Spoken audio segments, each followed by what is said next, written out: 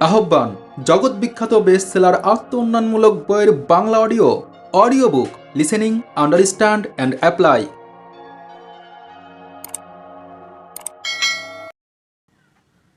দুটির প্রয়োজন হয়। কিছু মানুষ একটি মিথ্যা ধারণার কারণে ক্ষমা থেকে বিরত থাকে। তারা মনে করে যে ক্ষমা করলে ওই লোকের পাগলামিকে প্রশ্রয় দেওয়া হবে। তারা মনে করে ক্ষমা করলে অন্যকে সুযোগ দেওয়া হবে। তারা এমনও মনে করে যে ক্ষমার মাধ্যমে ওই ব্যক্তিকে মুক্ত করে দেওয়া হবে, যেটা আদৌই তারা চায় না। আসল কথা হলো, কারাগার বানাতে দুটি জিনিসের প্রয়োজন, অপরাধী ও জেলার। দুটোই জেলে থাকে। যখন আপনি অন্যকে মুক্ত করে দেবেন, আপনি নিজেও শান্ত হয়ে যাবেন। যে আপনাকে আঘাত করেছেন তাকে পছন্দ বা অপছন্দ করার কোনো প্রয়োজন নেই। তাকে আপনি ক্ষমা করবেন যাতে বাকি জীবন আপনি শান্তিতে থাকেন। তাই ক্ষমা হলো পুরোপুরি একটি স্বার্থপরতা। এর সাথে অন্য মানুষের কোনো সম্পর্ক নেই। শুধু নিজের মানসিক শক্তি ও শান্তির জন্য এটি করতে হয়। যখন আপনি কারো প্রতি রেগে যান, আপনার আবেগের নিয়ন্ত্রণটা তখন পুরোপুরি তার দখলে চলে যায়। আপনি তাকে সেটা করার অনুমতি দেন। ক্ষমা না করার ফলে আপনি সে ব্যক্তির উপর আপনার আবেগের ভার দেন, যেন সে আপনার সাথে আছে আর পরিস্থিতির পুনরাবৃত্তি ঘটে। ক্ষমা করার উপায় ক্ষমা করার উপায় খুব সহজ। বিকল্পের সূত্র অনুযায়ী আপনি ভাববেন ও বলবেন, ঈশ্বর তার মঙ্গল করুন, আমি সবকিছুর জন্য তাকে ক্ষমা করলাম আর আমি তার ভালো চাই। কাউকে আশীর্বাদ ও ক্ষমা করা আর একই সাথে রেগে থাকা সম্ভব নয়। ইতিবাচক ভাবনা নেতিবাচক ভাবনাকে দূর করে দেয়।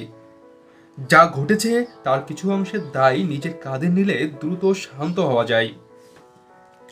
সামান্য নেতিবাচক ঘটনা রাগ জিয়ে রাখতে পারে না।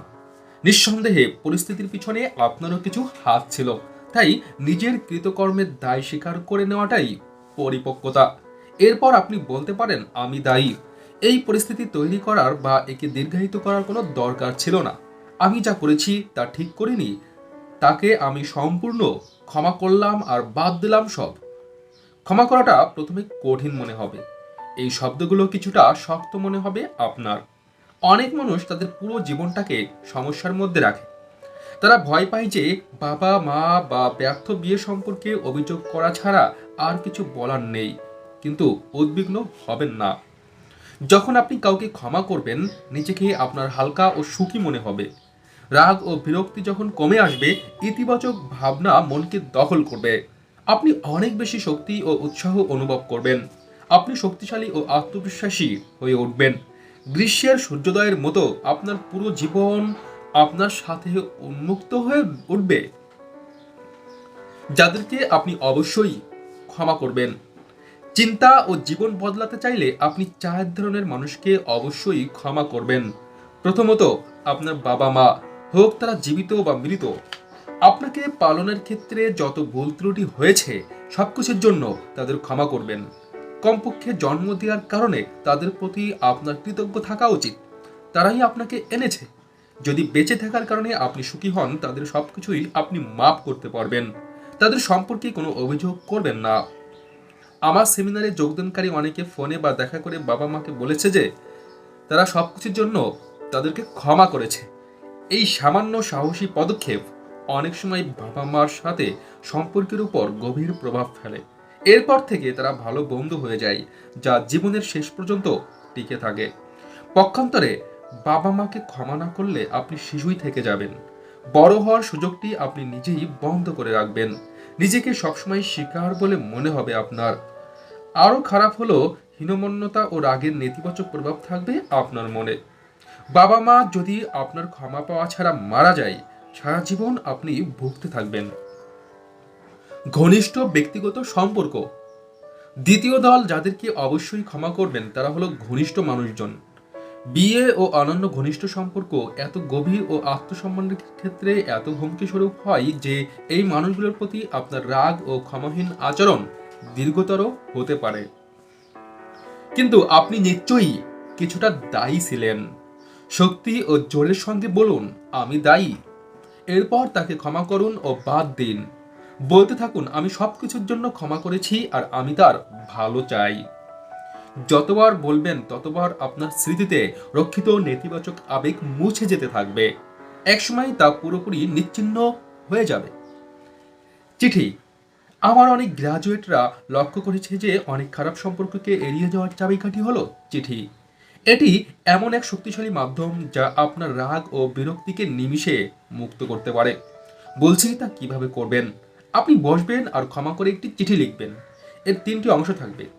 প্রথমে লিখবেন, তোমার যা কিছু আমাকে আহত করেছে আমি সব কিছুর জন্য তোমাকে ক্ষমা করলাম। দ্বিতীয়ত, রাগের প্রতিটি খুঁটিনাটি বিষয় আপনি বর্ণনা করবেন। অনেকে এই বিবরণ কয়েক পৃষ্ঠা পর্যন্ত লিখে ফেলে।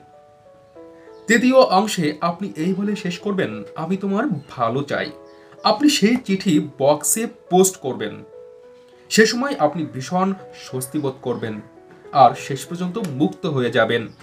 ও হ্যাঁ, ওই ব্যক্তি কেমন প্রতিক্রিয়া দেখায় তা নিয়ে ভাববেন না। সেটি আপনার বিষয় নয়।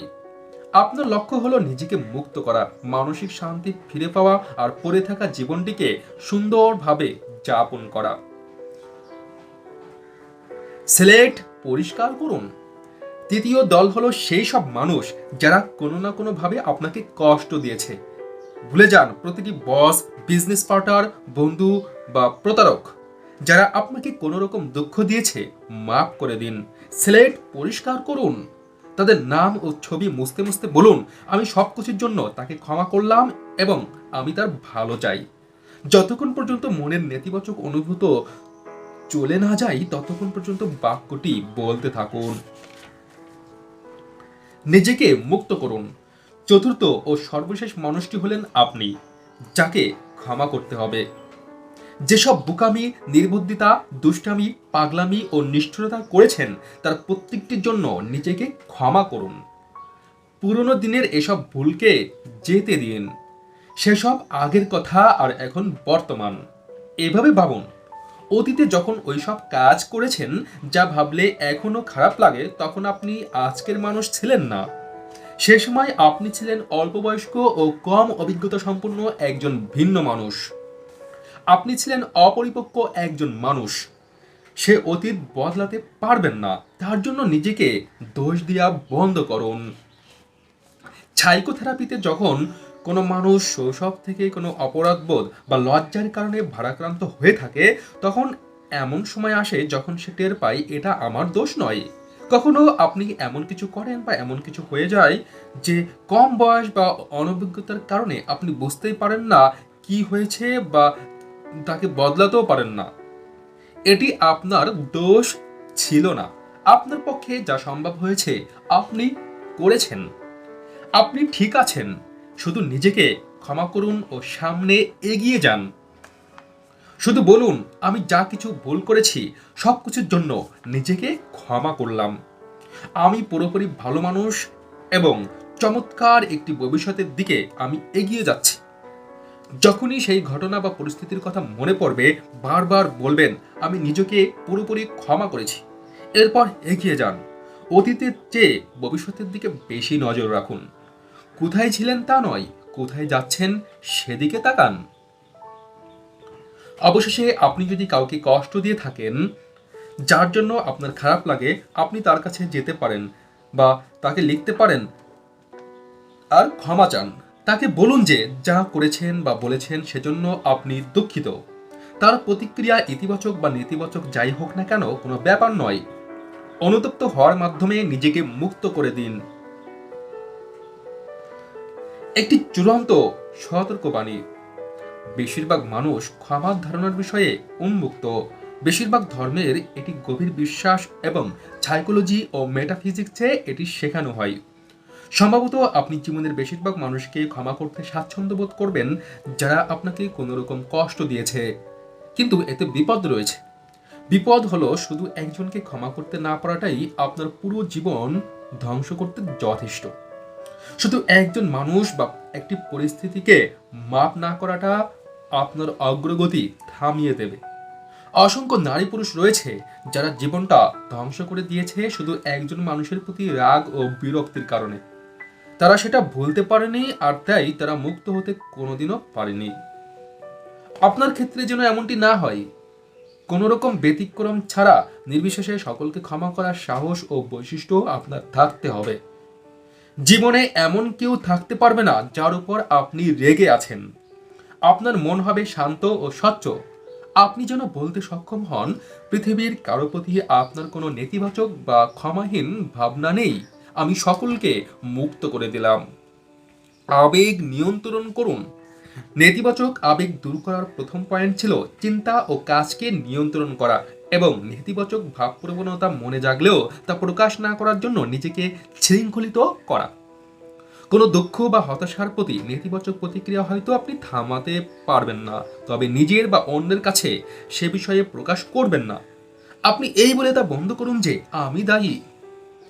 কেউ বলে যে রাগ, আঘাত, ভয় ও সন্দেহের অনুভূতি প্রকাশ করা স্বাস্থ্যসম্মত, কিন্তু আসল সত্য হলো যা আপনি বলতে থাকবেন তা বাস্তবে হতে থাকবে। একটি ছোট্ট নেতিবাচক অভিজ্ঞতা হলো শিখার মতো, যা চিন্তা ও কথার মাধ্যমে স্ফুলঙ্কের মতো ছড়িয়ে পড়ে। বরঞ্চ একথা বলেই তাকে থামিয়ে দিন, আমি দায়ী। এরপর আপনি দায়ী হওয়ার কারণগুলো বের করুন। আপনি সেগুলো খুঁজে পাবেন সব সময়। পরিকৃত মনোযোগ। একজন ইংরেজ কবি একদিন লিখেছেন, যখন অসত্যের দিক থেকে মনোযোগ চলে যায়, সত্যের প্রতি মনোযোগ আসে। যখন নেতিবাচক ঘটনা ও আবেগের ব্যাপারে চিন্তা করা ও কথা বলা আপনি বন্ধ করবেন, তখন ইতিবাচক আবেগের প্রকৃত মনোযোগ আপনার মন ও হৃদয়কে পূর্ণ করবে। যে ভাবনা, মতামত ও আচরণ আপনাকে অসুখী করে তোলে, তাকে ভুলে গেলেই নিজের জীবনের জন্য কল্যাণকর ভাবনা ও অনুভূতির অভিজ্ঞতা লাভ করবেন। প্রকৃতি আপনার পক্ষে। প্রকৃতি আপনাকে সুখী, স্বাস্থ্যবান, সচ্ছল ও পরিপূর্ণ দেখতে চায়। আনন্দ, খুশি, ভালোবাসা ও মানুষের সবচেয়ে বড় প্রাপ্তি মানসিক শান্তির অভিজ্ঞতা লাভ করা আপনার নিয়তি। যেসব বিষয় আপনার মনের শান্তি কেড়ে নেয়, সেসব করা বা চিন্তা করা বন্ধ করলেই আপনার জীবন ও আবেগ শান্তি ও আনন্দের স্থলে ফিরে আসবে। ঠিক যেভাবে জাইরোস্কোপ ভারসাম্যকে ঠিক পজিশনে ফিরিয়ে নিয়ে আসে। নেতিবাচক আবেগ পরিহার করার সিদ্ধান্ত আজকেই গ্রহণ করুন। একজন ইতিবাচক, আশাবাদী ও সুখী মানুষ হওয়ার পথে এই মুহূর্তেই যাত্রা করুন। নিজস্ব সম্ভাবনা সম্পর্কে ভাবনা বদলান, জীবনও বদলে যাবে। অনুশীলনী ১ নম্বর, সিদ্ধান্ত নিন যে আপনি পুরোপুরি একজন সুখী মানুষে পরিণত হতে যাচ্ছেন। নিজেকে জিজ্ঞেস করুন, জীবনের কোন জিনিসটি আমাকে অসুখী করে বা কষ্ট দেয়? উত্তর যাই হোক না কেন, বিষয়টির ব্যাপারে সিদ্ধান্ত নিন ও অবিলম্বে দূর করুন। ২ নম্বর, শৈশবের এমন কোনো ঘটনাকে স্মরণ করুন যেটা নিয়ে আপনি আজও রেগে আছেন। এখন সেই ঘটনাকে ইতিবাচকভাবে বিশ্লেষণ করুন আর দারুণ একটি শিক্ষা হিসেবে গ্রহণ করুন। ৩ নম্বর, জীবনের কোন ক্ষেত্রে আপনি রেগে বা ক্ষুব্ধ হয়ে আছেন, কারণ এখনো আপনি কাউকে তার কোনো কাজ করা বা না করার জন্য দায়ী করেন। যাই হোক না কেন, দায়িত্ব স্বীকার করুন আর এগিয়ে যান। ৪ নম্বর, আপনার অতীতে এমন কে ছিল যাকে আপনি ক্ষমা করতে পারেননি? পুরনো কোনো অভিজ্ঞতা এখনো আপনাকে ভীষণ রাগান্বিত করে? যাই হোক না কেন, ক্ষমা করুন আর ভুলে যান। ৫ নম্বর, কোনো কিছুকেই ব্যক্তিগতভাবে নেবেন না। এখন থেকে যখন লোকজন আপনাকে প্রাপ্য সম্মান দেবে না, অগ্রাহ্য করুন আর নিজের কাজ করুন। ৬ নম্বর, তাদের সকলকে ক্ষমা করার সিদ্ধান্ত নিন যাদের প্রতি আপনার নেতিবাচক মনোভাব রয়েছে। তাদেরকে তাদের মত ও আপনি নিজের মতো থাকুন। তাদেরকে তাদের মতো ও আপনি নিজের মতো থাকুন। ৭ নম্বর, কৃত ভুলের জন্য নিজেকে ক্ষমা করুন। যদি সম্ভব হয় অন্যদের কাছে গিয়ে ক্ষমা চান, নিজেকে মুক্ত করুন। অধ্যায় ৩, বড় স্বপ্ন দেখুন। সুউচ্চ স্বপ্ন দেখো এবং তুমি যা দেখবে তাই তো হবে তুমি। তোমার দূরদৃষ্টির প্রতিজ্ঞা অবশেষে নিজেকে উন্মোচন করবে। John Ruskin. আপনার মন আপনার সবচেয়ে ভালো বন্ধু বা চরম শত্রু হতে পারে। আপনাকে সুস্থ বা অসুস্থ, ধনী বা গরিব, জনপ্রিয় বা অপ্রিয় করার ক্ষমতা কেবল আপনার ভাবনারই রয়েছে। মন হলো শক্তিশালী গতির মতো, যাকে চমৎকার ফলাফল বা মারাত্মক ধ্বংসযজ্ঞের কাজে ব্যবহার করা যায়। জীবনের মূল লক্ষ্য হলো শক্তিকে জাগিয়ে তোলা আর সুকৌশলে ও নিয়মতান্ত্রিকভাবে আপনি যা চান তাই অর্জন করা। ইতালি ভ্রমণ। একটি গল্প বলি। কয়েক বছর আগে আমি সপরিবারে ইতালি গিয়েছিলাম ছুটি কাটাতে। রোম ও ফ্লোরেন্সের কয়েকটি বড় বড় আর্ট মিউজিয়ামে আমরা ঘুরলাম। ফ্লোরেন্সে একটি স্পেশাল মিউজিয়াম আছে যেখানে কয়েকশো বছর আগে মাইকেল অ্যাঞ্জেলার সৃষ্টি ডেভিড এর স্ট্যাচু রাখা আছে। সম্ভবত পৃথিবীর সবচেয়ে সুন্দরতম ভাস্কর্য এটি। এই স্ট্যাচুর সাথে কিছুক্ষণের উপস্থিতির অভিজ্ঞতা এমন ছিল যে আমরা কেউ ভুলতে পারছিলাম না। ডেভিডকে সৃষ্টির গল্পটি বেশ চমকপ্রদ আর আমাদের জন্য শিক্ষণীয়। ফ্লোরেন্সের মূল স্কোয়ারে একটি স্ট্যাচু বানানোর জন্য মেডিসিস কাজ দিয়েছিল মাইকেল অ্যাঞ্জেলাকে। সেই সময় ইতালির সবচেয়ে ধনী ও ক্ষমতাবান পরিবার ছিল মেডিসিস। মেডিসিসদের তরফ থেকে স্ট্যাচু বানানোর কাজ পাওয়া শুধু সম্মানের ব্যাপার ছিল না, একে ফিরিয়ে দেওয়াও সম্ভবপর ছিল না।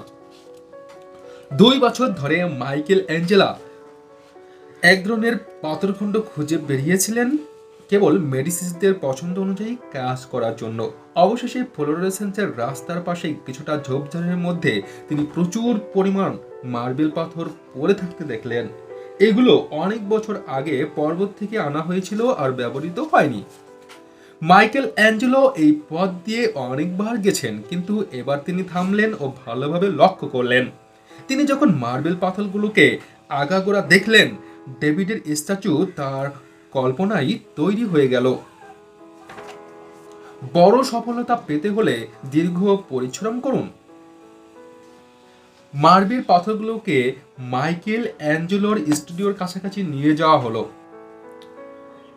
এরপর তিনি ঠোকাঠুকি ও আকৃতি দেওয়ায় দীর্ঘ কঠোর কাজে লেগে গেলেন। স্ট্যাচুর কেবল আউটলাইন তৈরি করতে পাক্কা 2 বছর সময় লেগেছিল। এরপর তিনি হাতুড়ি ও শাবল সরিয়ে রাখলেন এবং আরও 2 বছর ধরে পালিশ ও ভরাট করলেন। মাইকেল অ্যাঞ্জেলো একজন বিখ্যাত ভাস্কর ছিলেন এবং মেডিসিস পরিবারের কাজ করাই খবরটি পুরো ইতালি ছড়িয়ে পড়ল। যখন মানুষকে দেখানোর দিন এলো, ইতালির বিভিন্ন স্থান থেকে হাজারো মানুষ এসে মূল স্কোয়ারে জমা হলো। যখন স্ট্যাচু উন্মুক্ত করে দেওয়া হলো, লোকজন বিস্ময়ে হা করে তাকিয়ে রইল। সৌন্দর্য ছিল শ্বাসরুদ্ধকর। লোকজন উল্লসিত হলো, মহিলারা নির্বাক হয়ে গেল। স্ট্যাচুর অবিশ্বাস্য সৌন্দর্যে মানুষ পরম বিস্মিত হলো। অবিলম্বে মাইকেল অ্যাঞ্জেলোকে সেই যুগের শ্রেষ্ঠ ভাস্কর হিসেবে গণ্য করা হলো। পরবর্তীতে মাইকেল অ্যাঞ্জেলোকে যখন প্রশ্ন করা হলো যে এত চমৎকার কাজ তিনি কিভাবে করেছেন, তিনি জানালেন যে মার্বেলের মধ্যে তিনি ডেভিডকে পুরোপুরি ও নিখুঁতভাবে দেখতে পেয়েছিলেন। যা কিছু ডেভিডের ছিল না, তিনি কেবল সেসব সরিয়ে দিয়েছিলেন। আপনি একজন মাস্টারপিস। আপনি নিজে ও ডেভিডের মধ্যে অনেক সামঞ্জস্য রয়েছে। আপনি নিজেও মার্বেলে খোদাই করা একটি মাস্টারপিসের মতো, কিন্তু যে মার্বেল আপনাকে ও অন্যান্য অনেককে আবৃত রাখে তা হলো ক্ষুদ্র, সীমিত চিন্তা আর লাভ ক্ষতির সম্ভাবনা নিয়ে অনেক বেশি উদ্বেগ। পূর্ণ শক্তি লাভ করতে হলে সীমিত ভাবনাকে অতিক্রম করে বড় স্বপ্ন দেখুন ও অসীম সম্ভাবনার কল্পনা করুন। সকল নেতিবাচক বিশ্বাসকে দূর করুন যা আপনাকে কোনো কাজ করার ক্ষেত্রে পিছনে আঁকড়ে ধরে। কিন্তু মনে রাখবেন, মার্বেল থেকে ডেভিডকে বের করে আনার পরও মাইকেল অ্যাঞ্জেলো আরও 2 বছর ধরে পালিশ ও ভরাট করে মাস্টারপিস বানিয়েছিলেন। একইভাবে নিজের ভেতরের মেধা ও ক্ষমতার উন্নয়ন ঘটাতে হলে দিন, সপ্তাহ, মাস, এমনকি বছরব্যাপী কাজ করতে হবে, পালিশ ও ভরাট করতে হবে, শিখতে ও চর্চা করতে হবে। আপনাকে থামানো যাবে না। এই বইয়ের কেন্দ্রীয় উদ্দেশ্য হলো আপনার চিন্তাকে এমনভাবে পরিবর্তন করা যাতে যে কোনো লক্ষ্য অর্জনের ক্ষেত্রে আপনাকে কেউ থামাতে না পারে। আপনি মানসিকভাবে এমন এক স্তরে পৌঁছে যাবেন যেখানে আপনি প্রকৃতির একটি অপ্রতিরোধ্য অংশ হয়ে উঠবেন। আপনি হয়ে উঠবেন জোয়ারের মতো কিংবা শক্তিশালী তুফানের মতো যা জমিকে পরিষ্কার করে তোলে। আপনার লক্ষ্য হলো আত্মবিশ্বাসী, সাহসী ও শক্তিশালী হয়ে ওঠা, যাতে এটুকু দৃঢ় বিশ্বাস আপনার থাকে যে লক্ষ্য অর্জনের পথে যা শেখার তা আপনি শিখবেন এবং যা করার তা করবেন। আপনি এত প্রতিজ্ঞাবদ্ধ হয়ে উঠবেন যে কেউ আপনার গতি কমাতে বা লক্ষ্যচ্যুত করতে পারবে না।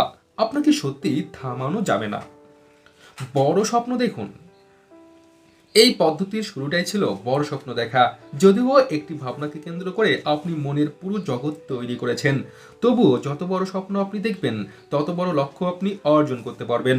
সব সফল নরনারী স্বপ্নচারী। শীর্ষস্থানীয় সব মানুষই নীল আকাশের ভাবুক। তারা যখনই সম্ভাবনার কথা ভেবেছে, নিজের মনকে মুক্ত করে দিয়েছে। তারা সবসময়ই অসীম আকাশের পানে তাকিয়ে ভেবেছে তারা যা করতে পারে বা যতটুকু পেতে পারে সেটাই আসল সীমানা। সফল লোকেরা সবসময় ভবিষ্যৎ থেকে ফিরে তাকানোর চর্চা করে। তারা কয়েক বছর ভবিষ্যতের প্ল্যানে কাজ করে আর কল্পনা করে যে তাদের সব উদ্দেশ্য পূর্ণ হয়ে গেলে জীবনটা কেমন হবে। ভবিষ্যতের সুবিধাজনক মানসিক অবস্থান থেকে তারা বর্তমানের দিকে তাকায়, যেন উঁচু পর্বতের শিখর থেকে নিচে তাকিয়ে দেখছে বর্তমানে তারা কোন উপত্যকায় দাঁড়িয়ে আছে। তারা তখন সেই পথের দিকে তাকায় যা অতিক্রম করে ভবিষ্যতে পৌঁছতে হবে। আদান প্রদানের সূত্র অনুযায়ী নিজের ভিতরে যা কিছু পরিষ্কার দেখতে পান, বাহ্যিকভাবে তাই আপনি অতিক্রম করেন। নিজের লক্ষ্যকে সেই কারণেই অনেক বেশি স্বচ্ছতা ও তীক্ষ্ণতার সাথে দেখতে হবে। লক্ষ্যকে গভীরভাবে খেয়াল করুন এবং একই রকম অনুভব করুন যেন আপনি ইতিমধ্যে তা অর্জন করে ফেলেছেন। স্বতঃস্ফূর্ততার সাথে লক্ষ্য করুন নিজের উদ্দেশ্যকে। দিনে যতবার সম্ভব মনের আয়নায় বারবার তার ছবি দেখতে থাকুন। সবচেয়ে ভালো হয় প্রতি রাতে ঘুমানোর আগে যদি সেই ছবিটি দেখেন। আদর্শ ভবিষ্যতের স্বপ্ন তৈরি করুন। বড় স্বপ্ন দেখার সবচেয়ে গুরুত্বপূর্ণ অংশ হলো আদর্শ ভবিষ্যতের স্বপ্ন তৈরি করা। আপনার পক্ষে কি করা সম্ভব সেটি ভাবার আগে চিন্তা করুন আপনি কি চান।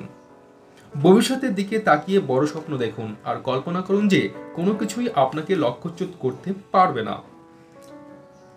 বর্তমান পরিস্থিতি থেকে নিজেকে বিচ্ছিন্ন করুন আর স্বপ্ন দেখুন। কিছুক্ষণের জন্য ধরে নিন যে আপনার প্রয়োজনীয় সময় ও টাকা আপনার আছে। কল্পনা করুন যে আপনি যা করতে চান তা পাওয়ার জন্য প্রয়োজনীয় সকল যোগাযোগ, সম্পদ ও সুযোগ, শিক্ষা ও জ্ঞান, দক্ষতা ও অভিজ্ঞতা আপনার আছে। আপনার পছন্দনীয় জীবন পদ্ধতির কথা কল্পনা করুন। চাকরি ও আয়ের কথা ভাবুন। আপনি কোথায় থাকতে চান আর প্রতিটি দিন, সপ্তাহ, মাস কিভাবে কাটাতে চান কল্পনা করুন।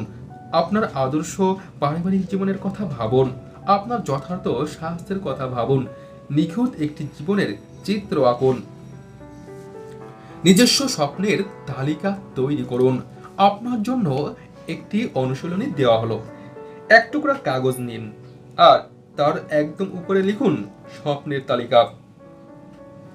এই শব্দগুলো দাগান এবং কোনো রকম সীমাবদ্ধতা না থাকলে যা কিছু চাইতে পারতেন তার সবকিছু লিখুন। বেশিরভাগ মানুষ আত্মসীমিত বিশ্বাসের কারণে পিছিয়ে থাকে। মনের এই শৃঙ্খল আপনি স্বপ্ন তালিকার মধ্যে দিয়ে ভাঙতে পারেন। একসময় যা কিছু আপনি পেতে ভালোবাসতেন সেসব কিছু আপনি লেখার মানে হলো এখনো সেই সমস্ত কিছু অর্জনের ক্ষমতা আপনার আছে। লেখার সময় মনকে পুরোপুরি স্বাধীনতা দিন। আপনার স্বপ্নের মূল্যায়ন করার প্রচুর সময় পাবেন আপনি পরবর্তীতে। আপনি কি ধরনের স্বপ্ন দেখার সাহস করবেন? বড় প্রশ্নটি হলো কোন বিষয় নিয়ে আপনি স্বপ্ন দেখার সাহস করবেন যদি আপনি জানেন যে আপনি হারতেই পারেন না। যদি বড় বা ছোট, দীর্ঘস্থায়ী বা ক্ষণস্থায়ী যে কোনো লক্ষ্য অর্জনের ব্যাপারে আপনি পুরোপুরি নিশ্চিত থাকেন, তবে সেটি কোনটি হবে? যদি কোনো বিলিয়নিয়র আপনাকে পছন্দ করে ও যে কোনো লক্ষ্য অর্জনের জন্য আপনাকে একটি চেক লিখে দেয়, আপনি কোন লক্ষ্যটি বেছে নেবেন? যদি কোনো রকম চাকরি পেতে চান সেটা কেমন হবে? যদি আপনি কোনো কোম্পানিতে কাজ করতে চান তবে সেটা কোন ধরনের কোম্পানি হবে? সেটা কোথায় এবং সেখানে কি করতে হবে? যদি আপনার পারিবারিক জীবন ও সম্পর্কগুলো প্রতিটি ক্ষেত্রে নিখুঁত হয় তখন তা আপনার কাছে কেমন লাগবে? এই প্রশ্নগুলোর উত্তর দিন, সব লিখে রাখুন। ভবিষ্যতের জন্য কাজ শুরু করুন। স্বপ্ন তালিকা তৈরির মাধ্যমে আপনি আদর্শ ভবিষ্যতের কাজ শুরু করুন। যা কিছু হতে বা পেতে চান সেগুলোর কথা এমনভাবে লিখুন যেন আপনার আদৌ কোনো সীমাবদ্ধতা নেই। এমনভাবে তালিকা বানান যেন আপনার সফলতা নিশ্চিত। এরপর আপনি সেই তালিকা সংশোধন করুন ধাপে ধাপে, যাতে জীবনের একটি ব্লুপ্রিন্ট তৈরি হয়ে যায়। হেনরি ডেভিড থরিও একদিন লিখেছিলেন, আপনি কি শূন্যে আপনার প্রাসাদ বানিয়েছেন? বেশ ভালো, প্রাসাদ শূন্যে বানানোই উচিত। এমন কাজ করুন, প্রাসাদের ভিত্তি স্থাপন করুন। একদিন আপনি সীমিত ভাবনা থেকে বেরিয়ে আসবেন। বেলুন যেমন উঁচু আকাশে উঠতে থাকে, নির্দিষ্ট কর্মপদ্ধতির মাধ্যমে আপনার স্বপ্নকে ঠিকই বাস্তবে রূপ দেবেন। সফলতার চরম দক্ষতা হলো লক্ষ্য স্থির করে তা অর্জনের পথে পরিকল্পনা তৈরি করা। কতটুকু আপনি করতে পারবেন তার কোনো ধরাবাঁধা নিয়ম নেই। আপনার লক্ষ্যকে কাগজে তুলে রাখা হলো এই পদ্ধতির দ্বিতীয় ধাপ। প্রথম পদক্ষেপ, সঠিকভাবে সিদ্ধান্ত নিন যে আপনি কি চান। একটি পরিকল্পিত লক্ষ্য পরিচ্ছন্ন, নির্দিষ্ট, পরিমাপযোগ্য ও সময় সাপেক্ষ হয়। লক্ষ্যহীন ইচ্ছে লক্ষ্যহীন ইচ্ছে বা আশা অস্বচ্ছ হয়। এটি এমন এক ধরনের মিথ্যা মায়া যা বাতাসে ভাসে। যেসব মানুষ পরিচ্ছন্ন ও নির্দিষ্ট লক্ষ্য ধরে চলে তারা অন্যদের চেয়ে বেশ আলাদা হয়। জীবনের চাওয়া সম্পর্কে সিদ্ধান্ত নিতে পারা একটি গুরুত্বপূর্ণ দায়িত্ব। লোকজন বিভিন্ন সেমিনারে আমাকে জিজ্ঞেস করে তাদের লক্ষ্য কি হওয়া উচিত। আমি জবাব দেই যে কেবল তারাই সেটি নির্ধারণ করতে পারে। আশ্চর্য হতে হয় যে কত মানুষ আমাকে বলেছে লক্ষ্য স্থির করা বড়ই কঠিন, এবং আমিও তাদের সাথে একমত। এটি কঠিন কিন্তু জরুরি। স্বচ্ছ লক্ষ্য নিয়ে আপনি যে কোনো কাজ করতে পারেন। লক্ষ্যহীনভাবে আপনি কিছুই করতে পারেন না। জীবনে পরাজিত হওয়ার একটি প্রধান কারণ হলো যে মানুষ খুব কম মূল্যে বা আদৌ কোনো মূল্য ছাড়া জীবনের অনেক সময় নষ্ট করে ফেলে। এর কারণ হলো লক্ষ্য সম্পর্কে তারা স্থির নয়। যে কোনো লক্ষ্য কি করে অর্জন করতে হয়। লক্ষ্য স্থির ও অর্জনের 7টি ধাপ রয়েছে যেগুলো যে কোনো পরিস্থিতিতে বারবার আপনি ব্যবহার করতে পারেন। এই 7টি ধাপ একটি শক্তিশালী ও প্রমাণিত ফর্মুলা হিসেবে স্বীকৃত। সময়ের সদ্ব্যবহার করুন। সময়ের সদ্ব্যবহার সম্পর্কে জানার একটি পদ্ধতি রয়েছে। শুধু প্রশ্ন করুন, এই কাজ কি আমাকে লক্ষ্য অর্জনের দিকে এগিয়ে নিয়ে যাবে? যদি সেই কাজ সত্যি আপনাকে অগ্রসর করায় তবে আপনি সময়ের সদ্ব্যবহার করলেন। যদি তা না হয় তবে আপনি সময় নষ্ট করলেন। যখন আপনি কেবল সেই সব কাজ করবেন যা লক্ষ্য অর্জনের জন্য জরুরি তবে এগিয়ে যাবেন। আপনার ফলাফল ভালো হবে। আপনি দিনের প্রতিটি ঘন্টা কোনো না কোনো কাজে ব্যস্ত থাকবেন। আপনি তখন এমন কোনো কাজ করবেন না যা আপনার কাজে লাগবে না। যখন আপনি লক্ষ্য স্থির করবেন আর নিজে কি চান তা পরিষ্কারভাবে জানবেন তখন অন্যান্য কাজগুলোর ব্যাপারে আপনি ক্রমে অধৈর্য হয়ে উঠবেন।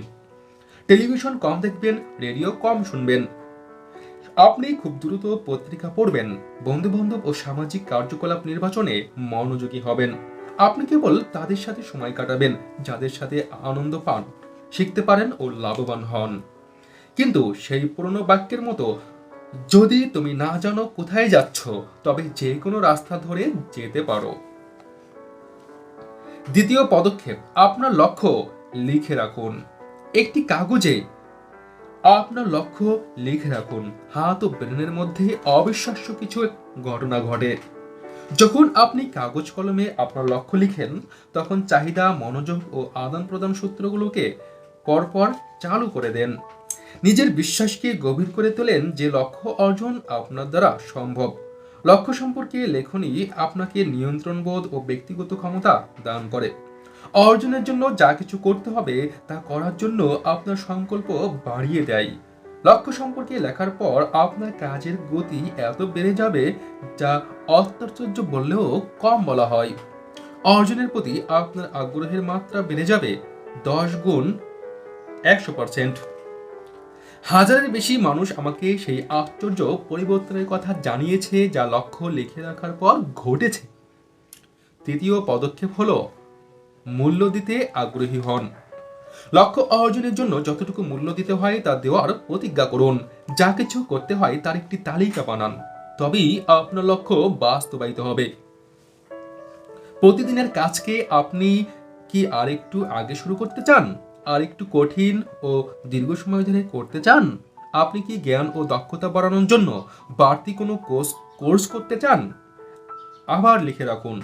লক্ষ্য অর্জনের জন্য আপনি কি চাকরি, কারখানা বা পেশা বদলাতে চান? লিখে রাখুন। ক্রিয়া প্রতিক্রিয়া সূত্র হলো বিশ্ব ব্রহ্মাণ্ডের সবচেয়ে কঠিন সূত্র। যা কিছু আপনি পেতে চান তার জন্য মূল্য আপনাকে দিতেই হবে। এই মূল্য পুরোদমে ও অগ্রিম দিতে হবে। বোনা ও ফসল কাটার সূত্র কখনো ফসল কাটা ও বোনার নিয়মে চলে না। তাই কিছু পাওয়ার আগেই মূল্য পরিশোধ করতে হয়। কিছু গ্রহণের আগে কিছু প্রদান করতে হয়। পুরস্কার প্রাপ্তির আগে আপনাকে তার মূল্য দিতে হবে। চতুর্থ পদক্ষেপ, একটি বিস্তারিত প্ল্যান করুন। লিখিত একটি প্ল্যান করুন। মনে রাখবেন, লিখিত লক্ষ্যের উন্নয়ন ও তা অর্জনের জন্য প্ল্যান তৈরি করার ক্ষমতা হলো এক ধরনের দক্ষতা। জীবনের সকল চাহিদাই তালিকা তৈরির মাধ্যমে একটি প্ল্যান শুরু হয়। তালিকা একবার বানিয়ে ফেললে পরে তাতে প্রয়োজন অনুযায়ী নতুন কিছু যোগ করা যায়। এরপর আপনি প্রাধান্য ও ধারাবাহিকতা অনুযায়ী প্ল্যান সাজাবেন। লক্ষ্য অর্জনের জন্য সবচেয়ে জরুরি জিনিস কোনটি? কোন কাজটি অন্য সবকিছুর আগে করতে হবে? আপনার তালিকায় কোন কাজটি অন্যান্য কাজ শেষ করার উপর নির্ভরশীল? কাজের একটি প্ল্যান আপনাকে চলার পথ দেখাবে। এটি আপনার বিশ্বাসের স্তর বাড়াবে আর আকাঙ্ক্ষাকে গভীর করবে। আপনি একমত হবেন যে লক্ষ্য অর্জন করা আপনার পক্ষে সম্ভব। আপনি এমন সম্ভাবনা দেখতে পাবেন যা প্ল্যান করার আগে আপনার জানা ছিল না। পঞ্চম পদক্ষেপ, প্ল্যান অনুযায়ী কাজ করুন। লক্ষ্য অর্জনের পথে কিছু পদক্ষেপ নিন। প্রথমে আপনি লক্ষ্য স্থির করেছেন, লিখে রেখেছেন, মূল্য যা দিতে হয় তার জন্য তৈরি হয়েছেন। এখন অবিলম্বে আপনি কাজে নামবেন। আপনি যদি কাউকে কলও করেন বা কোনো তথ্য সংগ্রহ করেন, সেটাও একটা কাজ। বাইবেলে বলা হয়েছে, কর্মহীন বিশ্বাস মৃত। লক্ষ্য অর্জনের পথে কোনো রকম সফলতার নিশ্চয়তা ছাড়াই কাজ করার এক শক্তি রয়েছে আপনার ইচ্ছা শক্তির মধ্যে। আপনার কাজই বিশ্বের অনন্য শক্তি ও ক্ষমতাকে কর্মমুখী করবে। আপনাকে সাহায্য করার জন্য আকর্ষণের সূত্র প্রয়োগ করেছেন আপনি। কাজ করার মাধ্যমে নিজেকে ও অন্যদেরকে বুঝিয়েছেন যে লক্ষ্য অর্জনের জন্য আপনি সত্যি ছিড়িয়ে আছেন। ষষ্ঠ পদক্ষেপ, প্রতিদিন কিছু করুন।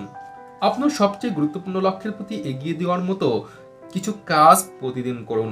শক্তি ও উৎসাহ সৃষ্টির জন্য এটি একটি প্রধান নীতি। নিজের সাহস, আত্মবিশ্বাস ও আত্মোৎসাহের জন্য প্রতিদিন এমন কিছু করুন যেটা আপনাকে অগ্রগতির অনুভূতি জন্মাবে। নিজেকে সে জায়গায় পৌঁছান যেখানে কেউ আপনাকে থামাতে পারবে না, আর সেটা সম্ভব থামতে অস্বীকার করার মাধ্যমে, প্রতিদিন কিছু করার মাধ্যমে। সপ্তম পদক্ষেপ, ত্যাগ করবেন না। আগেভাগে সিদ্ধান্ত নিন যে লক্ষ্যের পথে একদিন যে কাজ শুরু করেছেন তা কখনো ছেড়ে দিবেন না। যত বাধাই আসুক না কেন, সফলতা আসার আগ পর্যন্ত আপনি নিজেকে স্থির রাখবেন। সিদ্ধান্ত নিন যে যত সমস্যাই সৃষ্টি হোক না কেন, আপনি অটল থাকবেন। মনের মধ্যে একটি সীমানা দিয়ে রাখবেন। সমস্যা এলে ছেড়ে চলে যাওয়ার চেয়ে তাকে মোকাবেলা করার জন্য মানসিকভাবে প্রস্তুত থাকুন। অটল থাকার ইচ্ছা ও ক্ষমতা আপনাকে সফলতার নিশ্চয়তা দেবে। স্বপ্রতিষ্ঠিত মিলিয়নিয়ারদের রহস্য। যদি অর্থ আপনার লক্ষ্য হয়ে থাকে, মনে রাখবেন যে বেশিরভাগ ধনী মানুষ কোনো টাকা ছাড়াই অথবা মারাত্মক ঋণ নিয়ে শুরু করেছিল তাদের জীবন। উপর স্তরের প্রায় সবাই একসময় একদম নিচের স্তরে ছিল। উপর স্তরের প্রায় সবাই একসময় একদম নিচের স্তরে ছিল। আজ যারা ধনী তারা প্রায় সবাই একদিন গরিব ছিল। আমেরিকার 5 মিলিয়ন মিলিয়নিয়ারদের বেশিরভাগই স্বপ্রতিষ্ঠিত। তারা কোনো কিছু ছাড়াই শুরু করেছিল। বর্তমান বিশ্বে প্রায় 300 এর বেশি স্বপ্রতিষ্ঠিত বিলিয়নিয়ার ও বহুমাত্রিক বিলিয়নিয়ার রয়েছে। তাদের বেশিরভাগই সামান্য অর্থ বা বিনা অর্থে শুরু করেছিল এবং চিন্তা পরিবর্তনের মাধ্যমে তারা নিজেদের সুপ্ত সম্ভাবনাকে কাজে লাগিয়ে অসাধারণ অর্থনৈতিক সফলতা পেয়েছে। আর অন্যরা যা কিছু করেছে, আপনিও ঠিক তাই করতে পারেন। আপনার লক্ষ্যগুলো কি কি? প্রতিজ্ঞার শক্তি। আমার অন্যতম প্রিয় কোটেশন পর্বতারোহী চার্লস ছাড় থেকে নেওয়া। কোনো সংকল্পে যদি দ্বিধা থাকে তা বাধা পাবে ও অকার্যকর হবে। সফল পদক্ষেপ ও সৃষ্টি সম্পর্কে সচেতনতা সত্ত্বেও একটি জাগতিক সত্য হলো অজ্ঞতা, যা অসংখ্য ধারণা ও চমৎকার প্ল্যানগুলোকে খুন করতে পারে। সেই সাথে নিজের সাথে মানুষের সংকল্প ও তার বাস্তবায়ন। তিনি গথির বাক্য দিয়ে নিজের বক্তব্য শেষ করেছেন, তুমি কি ব্যগ্র? এই সময়টুকু নাও। যা তুমি করতে পারো বা স্বপ্নে দেখো তা শুরু করো। দুঃসাহসীর থাকে মেধা, ক্ষমতা ও জাদু। কেবল ব্যস্ত থাকলেই মন উত্তপ্ত থাকে। শুরু করো এবং এরপর কাজটি শেষ হবে। অনুশীলনী। 1 নম্বর, সফলতার নিশ্চয়তা থাকলে সবচেয়ে বড় লক্ষ্য আপনি কোনটি স্থির করবেন? 2 নম্বর, একটি স্বপ্ন তালিকা তৈরি করুন। জীবনে যা চেয়েছেন সবকিছু এমনভাবে লিখুন যেন আপনার কোনো সীমাবদ্ধতা নেই। 3 নম্বর, আপনার নিখুঁত জীবন প্রণালী পরিকল্পনা করুন। আপনার নিখুঁত জীবন প্রণালী কল্পনা করুন। যদি আপনি অর্থনৈতিকভাবে স্বাবলম্বী হতেন এবং ইচ্ছে মতো যেখানে যেমন খুশি থাকতে পারতেন, তবে আপনি কি তা বদলাতেন? 4 নম্বর, 10টি লক্ষ্যের একটি তালিকা বানান যেগুলো আপনি পরবর্তী বছরের মধ্যে অর্জন করবেন। সে তালিকার মধ্যে থেকে এমন একটি লক্ষ্য বেছে নিন যার সবচেয়ে বেশি ইতিবাচক প্রভাব রয়েছে আপনার জীবনে, যদি এখনই তা অর্জন করা যায়। 5 নম্বর, একটি আলাদা কাগজে আপনার সবচেয়ে গুরুত্বপূর্ণ লক্ষ্য লিখে রাখুন। এটিকে হিসাব করুন আর অর্জনের জন্য শেষ সময়সূচি নির্ধারণ করুন।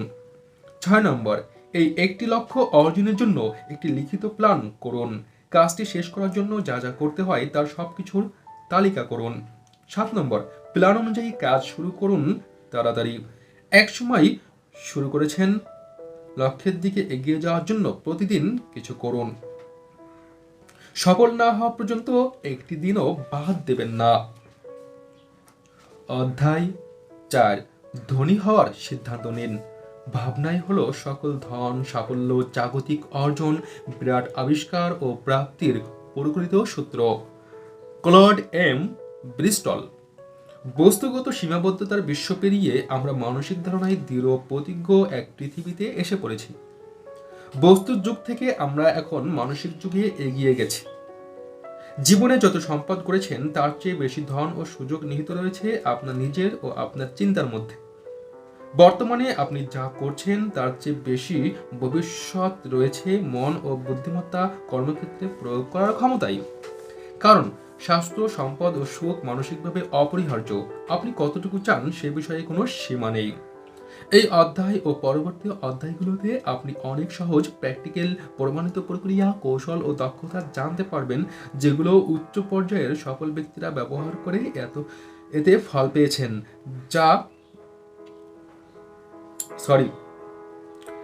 এই অধ্যায় ও পরবর্তী অধ্যায়গুলোতে আপনি অনেক সহজ, প্র্যাকটিক্যাল, প্রমাণিত প্রক্রিয়া, কৌশল ও দক্ষতা জানতে পারবেন যেগুলো উচ্চ পর্যায়ের সফল ব্যক্তিরা ব্যবহার করে এত বেশি ফল পেয়েছেন যা তারা স্বয়ং ও অন্যান্য মানুষেরাও স্বপ্নেও ভাবতে পারেননি। আপনি জানতে পারবেন কি করে সীমিত ও গতানুগতিক চিন্তাধারা ভেঙে আকাঙ্ক্ষা ও স্বপ্নকে বৃদ্ধি করে যে কোনো লক্ষ্য অর্জনে সক্ষম হওয়া যায়। 3টি প্রধান শক্তি।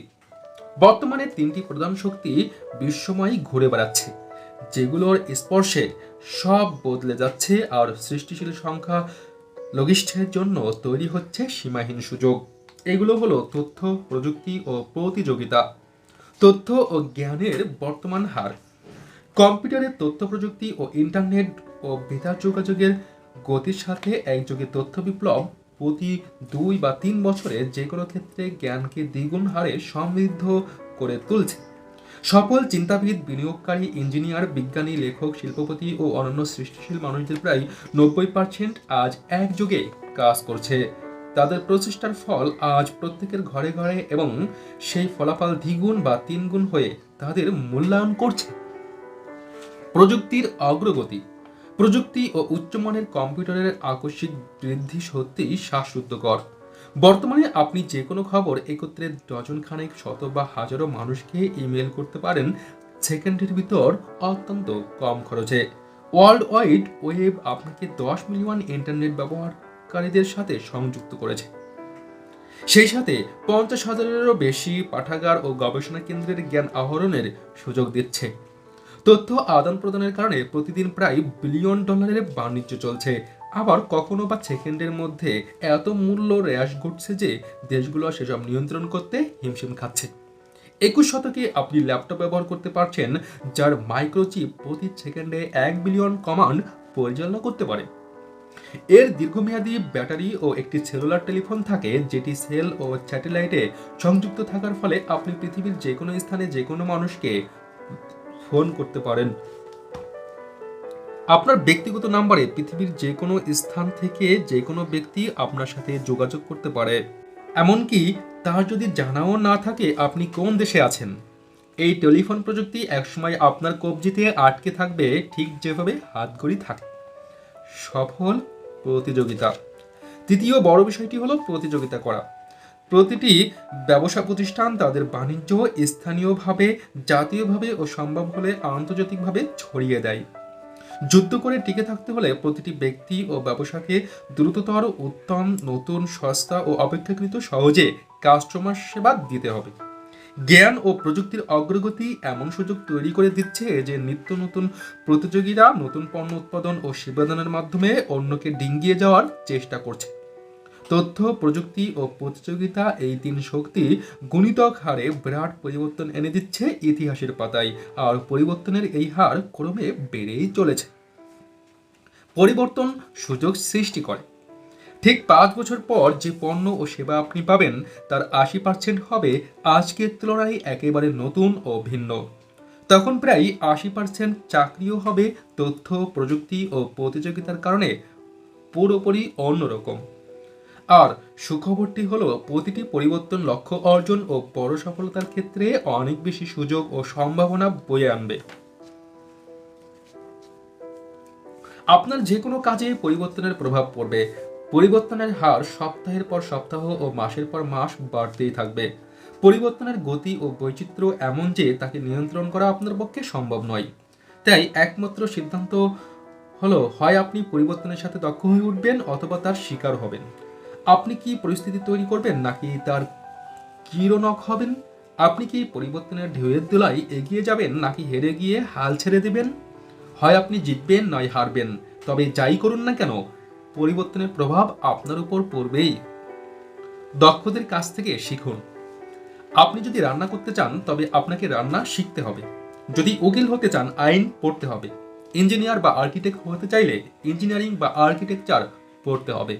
আর আপনি যদি আর্থিক সফলতা চান তবে অন্যদের ব্যাপারে জানতে হবে যারা আপনার আগে সফলতা পেয়েছেন। তারা যা করেছে আপনাকে বারবার তাই করতে হবে যতক্ষণ পর্যন্ত ফল লাভ না করেন। টাকা আয় করা সাইকেলে চড়া বা কম্পিউটার চালানোর মতো একটি দক্ষতা। এটি এজন্যই দক্ষতা যেহেতু সম্পদ আহরণের জন্য অনেক কিছু শিখতে হয়। যদি অতীতে আপনার কোনো ভুল ধারণা থেকে থাকে যে আপনার ইচ্ছে মতো টাকা আয় করা বা জমানো সম্ভব নয়, তবে এখনই সময় সেসব ধারণা থেকে মুক্তি পাওয়ার। এটি একটি মিথ্যা বিশ্বাস। সময় এসেছে অর্থনৈতিকভাবে স্বাবলম্বী হওয়ার। বৃহৎ সূত্র। 350 সালে গ্রিক দার্শনিক অ্যারিস্টটল সর্বপ্রথম প্রাচ্যের দার্শনিক নিয়মের ভিত্তিপ্রস্তর স্থাপন করেন। একে অ্যারিস্টটলের কার্যকরণ সূত্র বলা হয়। বর্তমানে আমরা এটিকে কারণ ও পরিণতির সূত্র বলি। এই সূত্র অনুযায়ী জীবনের যে কোনো পরিণতির জন্য নির্দিষ্ট কিছু কারণ রয়েছে। প্রত্যেক কিছু কোনো না কোনো কারণে হয়। সফলতা কোনো দুর্ঘটনা নয়, পরাজয়ও কোনো দুর্ঘটনা নয়। আপনার যা কিছু ঘটে তা ভাগ্য বা দুর্ভক্রমে নয়, এটি হলো অপরিবর্তিত আইনের ফল। যখন আমি সমাজের সবচেয়ে সফল মানুষদের ব্যাপারে পড়তে শুরু করলাম, বেকারত্ব ও দারিদ্র্য থেকে আমার যাত্রা শুরু হলো সফলতা ও অর্থনৈতিক উন্নয়নের দিকে। আমার ধারণা ছিল সহজ। আমি খুঁজে বের করেছি তারা কি কি করেছে, আমি নিজেও একই কাজ করেছি। চাকাকে পুনরায় আবিষ্কারের কি প্রয়োজন? আমি যা আবিষ্কার করেছি তাতে আমার জীবন বদলে গেছে।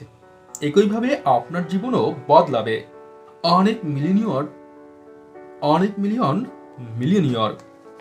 1960 খ্রিস্টাব্দে আমি যখন পড়াশোনা ও গবেষণা শুরু করেছিলাম, আমেরিকায় তখন 700,000 মিলিয়নিয়ার ছিলেন, যাদের বেশিরভাগ স্বপ্রতিষ্ঠিত আর যারা কপর্দকশূন্য অবস্থায় শুরু করেন। IRS অনুযায়ী 1980 খ্রিস্টাব্দে সে সংখ্যা দাঁড়ায় 18 লক্ষতে, যাদের প্রত্যেকের $1 মিলিয়ন বেশি অর্থ ছিল। বর্তমানে 5 মিলিয়নেরও বেশি মিলিয়নিয়ার রয়েছে। 22 বছরে বেড়েছে 277%, যাদের বেশিরভাগই স্বপ্রতিষ্ঠিত। এই মানুষগুলো খুব কম অর্থ বা কোনো অর্থ ছাড়াই শুরু করেছিল কিংবা মারাত্মক রকম ঋণগ্রস্ত ছিল, আর পরবর্তীতে অর্থনৈতিকভাবে স্বাবলম্বী হওয়ার জন্য তারা প্রচুর অর্থ জমা করেছে। স্বপ্রতিষ্ঠিত মানুষেরা জীবনের নানা ক্ষেত্র থেকে বিভিন্ন ধরনের শিক্ষা ও দক্ষতা নিয়ে এসেছে এবং তারা এত রকম সমস্যা, বাধা, বিপত্তি ও চ্যালেঞ্জ মোকাবেলা করেছে যা আপনি ভাবতেও পারেন না। কেউ যুবক ও কেউ বৃদ্ধ, কেউ আমেরিকায় নবাগত যারা ইংরেজি বলতে পারে না, আবার কেউ বংশানুক্রমিকভাবে আমেরিকায় থাকে। কেউ বিখ্যাত বিশ্ববিদ্যালয় থেকে ডিগ্রি নিয়েছে, আবার কেউ হাই স্কুল থাকতে পড়াশোনা সেরেছে, কারো স্বাস্থ্য দারুণ ভালো, আবার কেউ হুইল চেয়ারে চলে, কানে কম শোনে, অন্ধ বা শারীরিক প্রতিবন্ধী। সবচেয়ে জরুরিভাবে মনে রাখতে হবে যে যত বাধা আসুক না কেন, যত সমস্যা আপনি বোধ করেন না কেন, হাজারো মানুষ এর চেয়ে অনেক বেশি বিপত্তি অগ্রাহ্য করে সফল হতে পেরেছে, আর অন্যরা যা পেরেছে আপনিও তা পারবেন। পরিপূর্ণ গবেষণা। জর্জিয়া ইউনিভার্সিটির ডক্টর থমাস স্ট্যানলে স্বপ্রতিষ্ঠিত মিলিয়নিয়ারদের উপর 30 বছরেরও বেশি সময় ব্যয় করেছেন। তিনি হাজার হাজার ইন্টারভিউ নিয়েছেন এবং তার গবেষণা বিভিন্ন বইয়ে, রিসার্চ পেপারে, রিপোর্টে এবং দুটো বেস্ট সেলিং বই, দ্য মিলিয়নিয়ার নেক্সট ডের এবং দি মিলিয়নিয়ার মাইন্ড এ লিপিবদ্ধ করেছেন। তিনি বলেছেন যে প্রতিটি ব্যক্তি জীবনের যে কোনো পর্যায় থেকে কোনো কিছু ছাড়াই শুরু করতে পারে এবং নির্দিষ্ট কিছু কাজ নির্দিষ্ট উপায়ে বারবার করার মাধ্যমে মিলিয়ন ডলারের পরীক্ষায় উত্তীর্ণ হতে পারে। যেখানে আছেন সেখান থেকে শুরু করুন। যখন আমি স্বপ্রতিষ্ঠিত মিলিয়নিয়ারদের নিয়ে পড়াশোনা শুরু করলাম, তখন আমি ভাড়ার ফার্নিচারে সাজানো একটি অ্যাপার্টমেন্টে ভাড়া থাকতাম। আমার একটি গাড়ি ছিল যার মূল্য পরিশোধ করা হয়নি এবং আমি ঋণে জর্জরিত ছিলাম। আমি চাকরি ও ক্রেডিট কার্ডের মাঝখানে বেঁচেছিলাম। প্রথম যে জিনিস আমার চোখে পড়ল তা হলো স্বপ্রতিষ্ঠিত মানুষেরা গড় মানুষের চেয়ে ভিন্নভাবে যে কোনো কাজ করে, আর আমি গড় মানুষ হিসেবে ক্লান্ত হয়ে উঠেছিলাম। তাই নিজে যা করছিলাম তা বন্ধ করে দিলাম এবং তাদের মতো করতে শুরু করলাম। এই সিদ্ধান্ত নেওয়ার পর থেকে আমার জীবন আর একই রকম থাকলো না। অর্থ ও অর্থনৈতিক ভবিষ্যৎ সম্পর্কে আমার ভাবনা বদলানো সহজ ছিল না, কিন্তু ধীরে ধীরে সেই চেষ্টা কাজে লাগলো। একটি বড় সমুদ্র যেভাবে তার দিক পরিবর্তন করে, একবারে এক ডিগ্রি করে আমার অভ্যাসও বদলাতে লাগলো। 5 বছরের মধ্যে আমি ঋণমুক্ত হলাম এবং ভালো টাকা পেলাম। বাকি 5 বছরে আমি মিলিয়ন ডলার নম্বর পেয়ে গেলাম। যখন আমি পিছনে তাকালাম, দেখলাম এটি তেমন আশ্চর্যের কিছু নয়। অন্যান্য সকল মানুষেরা যা করেছে আমি তা শিখেছি আর একই রকম ভাবে করেছি যতক্ষণ পর্যন্ত না ফল পেয়েছি। অনেক কাহিনী থেকে মুক্ত থাকুন। স্বপ্রতিষ্ঠিত মিলিয়নিয়ারদের নিয়ে অনেক মিথ্যা কাহিনী রয়েছে। যদি আপনি তেমন হতে চান, এই কাহিনীগুলো মন থেকে মুছে ফেলুন। মনে রাখবেন, ষোড়শিক লেখক জোস বিলিংচ একদিন বলেছিলেন, মানুষ যা জানে সেটা তাকে আহত করে না, মানুষের জানাটা সত্য না হলে সেটা তাকে আহত করে। অনেক লোকেরা নিজের ও টাকা সম্পর্কে সে ধারণা বা বিশ্বাসকে আঁকড়ে ধরে রাখে যেটা তাদেরকে পিছিয়ে রাখে। এই ধারণাগুলো হয়তো বা সম্পূর্ণ ভ্রান্ত, কিন্তু আপনার সফলতার সুযোগকে সেসব নষ্ট করে দেয়। আপনাকে সেসব অতিক্রম করতে হবে। আগে যা অর্জন করেননি তা অর্জন করতে হলে আগে যেভাবে ভাবেননি সেভাবে ভাবতে হবে। একটি ভ্রান্ত ধারণা হলো ধনী হতে হলে প্রচুর শিক্ষা লাগে, আর একটি মিথ্যা কাহিনী হলো অনেক টাকা পয়সা নিয়ে শুরু করতে হয়। কিছু মানুষ বিশ্বাস করে যে স্টক মার্কেটে ভালো একটি স্টক পাওয়ার মতো সৌভাগ্যের উপর নির্ভর করে অর্থনৈতিক সফলতা। এসব কাহিনীর কিছুই সত্যি নয়। মূলত ফরবস এর 400 সদস্যের উপর গবেষণা করে দেখা গেছে হাই স্কুল পর্যন্ত পড়ুয়ারা ইউনিভার্সিটি গ্র্যাজুয়েটদের তুলনায় গড়ে $300 মিলিয়ন বেশি আয় করছে। সুযোগের স্থান। আমেরিকায় শুরু থেকে সফল ব্যবসা গড়ে তোলার ক্ষেত্রে সবচেয়ে সফল ইমিগ্রান্ট হলো রাশিয়ানরা। এর কারণ কি? কারণ রাশিয়ানরা এমন এক নিয়মে চলে সেখানে সফল হওয়া অত্যন্ত কঠিন। তাই যখন তারা আমেরিকায় আসে, বিশ্বাস করে যে এখানে সফলতার অনেক সুযোগ, তাদের কাজটি অনেক বেশি সহজ হয়ে যায়।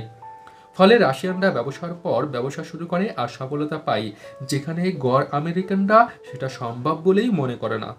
কারণ তারা পুরোপুরি বিশ্বাস করে যে এটি সম্ভব। তারা তাদের স্বপ্নকে বাস্তবে রূপ দেয়, তাদের বিশ্বাস বাস্তব হয়ে ওঠে। বাস্তবতার নিয়ম। জেনারেল ইলেকট্রিক কোম্পানির সাবেক প্রেসিডেন্ট জ্যাক ওয়েলসকে বিশ্বের অন্যতম সেরা বাণিজ্য নির্বাহী হিসেবে গণ্য করা হয়। তিনি সবচেয়ে জরুরি গুণ বলেছেন বাস্তবতার নিয়মকে। এর মানে হলো পৃথিবীকে এমনভাবে চালাও যেভাবে সে চলে, নিজের ইচ্ছে মতো নয়। আপনি নিজের ও পরিস্থিতির সাথে পুরোপুরি সৎ থাকার সংগ্রাম করুন। আত্মপ্রবঞ্চনা থেকে দূরে থাকবেন আর এমন ভাববেন না যে আপনি কিছু করলে বা না করলেও ফল লাভ হবে। নিজের ভাগ্য নিজেই গড়ুন। অনেক সময় মানুষ আমাকে সফলতার ক্ষেত্রে ভাগ্যের ভূমিকার ব্যাপারে প্রশ্ন করে। তারা বিশ্বাস করে যে ভাগ্য হলো যে কোনো সাফল্যের ক্ষেত্রে জটিল বিষয়। তারা অনুভব করে যে কিছু মানুষ ভাগ্যবান আর কিছু মানুষ নয়। তারা ভাগ্যকে মনে করে দৈবক্রম বা এমন কিছু যা ব্যাখ্যাতীত। তারা জোর দিয়ে বলে যে কোনো ব্যক্তি উপরে উঠে যায় ভাগ্যক্রমে, যেটা তারা পায়নি। আমি অনেক বছর ভাগ্য নিয়ে পড়াশোনা করেছি। আমার বক্তব্য হলো, ভাগ্য এমন একটি শব্দ যেটি মানুষের প্রত্যাশার চেয়ে বেশি পাওয়াকে ব্যাখ্যা করে। যদি মানুষ কম বয়সে সফল হয়, লোকে তাকে ভাগ্যবান বলে ডাকে। কিছু মানুষ সাধারণের চেয়ে ভিন্ন রকম চমৎকার ভালো কিছুকে ভাগ্য হিসেবে বর্ণনা দেয়, কিন্তু সেটি আদৌই ভাগ্য নয়। মূল সত্যটি হলো, তথাকথিত ভাগ্য আসলে সম্ভাবনার ফলাফল। ভাগ্য বলে আসলে কিছুই নেই। সম্ভাবনার সূত্র বলে, যা কিছু ঘটে তার সবই সম্ভাবনা থেকে ঘটে। এই সম্ভাবনা অনেক সময় যথার্থভাবে নিরূপণ করা যায়। যাবতীয় বীমা ও চুক্তিভিত্তিক কারখানার বাণিজ্য সম্ভাবনার উপর প্রতিষ্ঠিত।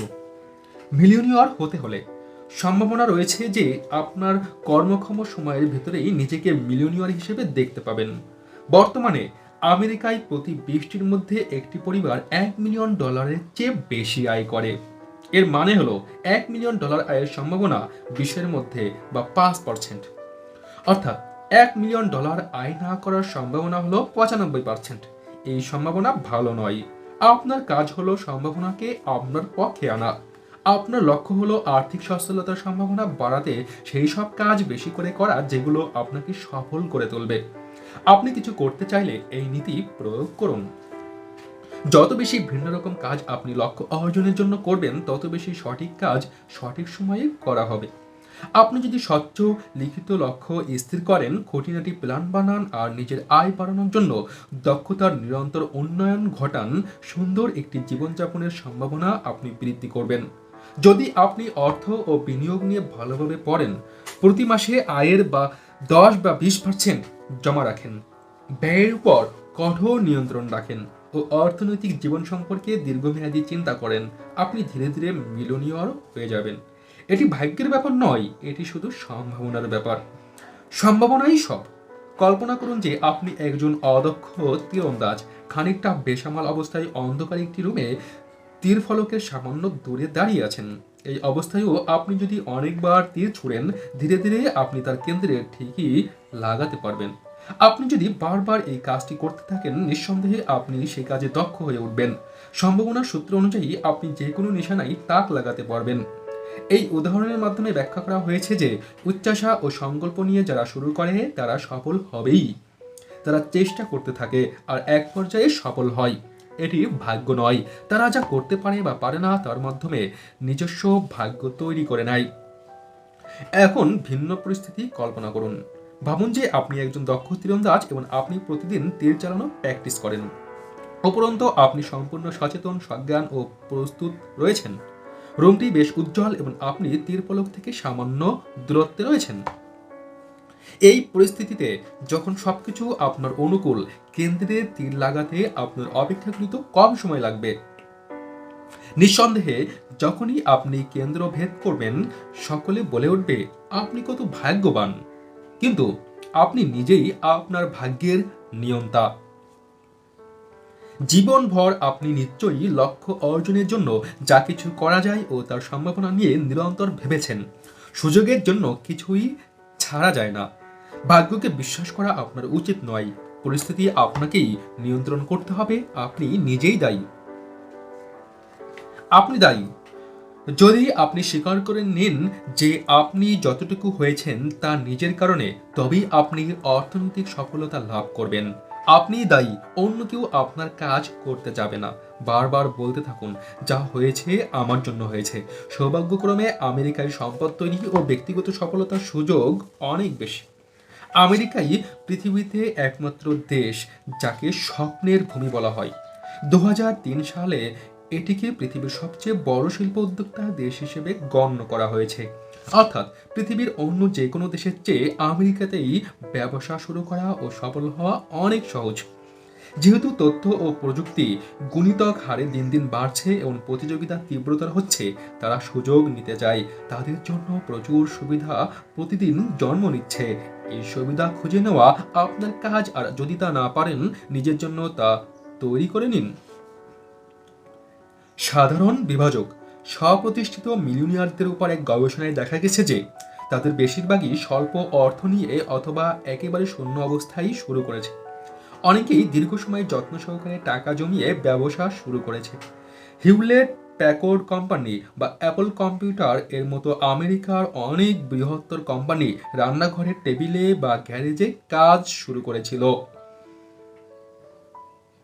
হিউলেট প্যাকর্ড কোম্পানি বা অ্যাপল কম্পিউটারের মতো আমেরিকার অনেক বৃহত্তর কোম্পানি রান্নাঘরের টেবিলে বা গ্যারেজে শুরু হয়েছিল। আমেরিকার কিছু নতুন মিলিয়নিয়র নানামুখী মার্কেটিংয়ের ক্ষেত্র থেকে এসেছে।